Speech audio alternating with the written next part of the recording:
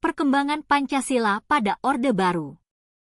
Penerapan Pancasila pada masa Orde Baru diawali dengan lengsernya Presiden Soekarno dan digantikan Soeharto melalui TEP MPR nomor 33 MPRS 1967 yang menjadikan Soeharto sebagai presiden pada masa Orde Baru dengan sistem pemerintahan presidensial. Orde Baru muncul sebagai respons terhadap berbagai permasalahan yang terjadi pada masa Orde Lama, termasuk ketidakstabilan politik, krisis ekonomi, dan ancaman ideologi komunis. Pada masa pemerintahan Soeharto, penerapan Pancasila semakin kuat dengan melakukan indoktrinasi melalui pengajaran P4 atau pelaksanaan pedoman penghayatan dan pengamalan Pancasila di dalam lingkungan sekolah.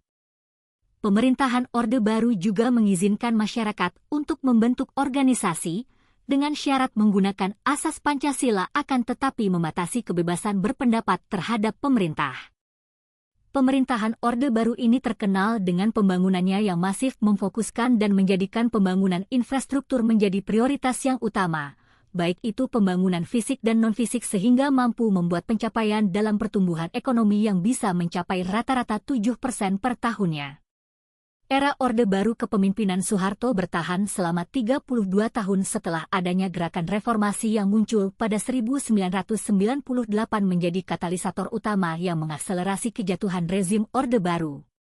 Gerakan ini merupakan kulminasi dari berbagai ketidakpuasan yang telah terpendam terhadap pemerintahan Soeharto terhadap adanya praktik korupsi, kolusi, nepotisme dan tindakan represif yang dilakukan terhadap kelompok-kelompok yang dianggap berseberangan dengan pemerintah.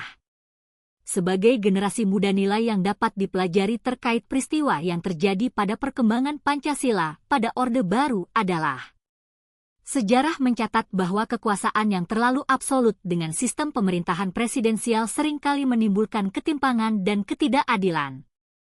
Pada Orde Baru memang perkembangan Pancasila memang diperkuat, akan tetapi pada Orde Baru banyak nilai Pancasila yang dicederai, misalnya saja tentang kebebasan berpendapat yang dibatasi.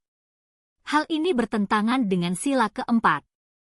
Karena pada dasarnya perkembangan Pancasila dan penerapan Pancasila merupakan dua hal yang berbeda, tindakan pemerintah terhadap rakyatnya merupakan indikator dalam menilai sejauh mana Pancasila itu diterapkan dan sejauh mana perkembangan Pancasila di setiap masanya. Sebagai generasi muda memikul beban untuk memastikan bahwa setiap kebijakan pemerintah tidak menyimpang dari nilai-nilai Pancasila melalui kebebasan dalam berpendapat.